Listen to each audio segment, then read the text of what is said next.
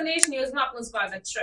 ખેડા જિલ્લામાં વધુ એક વખત વિજિલન્સના દરોડા। જણાવી દઉં કે ડાકોરમાં વરલી મટકાના જુગાર પર વિજિલન્સની રેડથી ચકચાર મચી જવા પામી છે। ડાકોર પોલીસ સહિત જિલ્લા એલસીબી પોલીસ ઊંઘતી ઝડપાઈ ત્યારે વિજિલન્સની ટીમે 20થી વધારે લોકોની અટકાયત કરી હોવાની સૂત્રો દ્વારા માહિતી પ્રાપ્ત થઈ છે।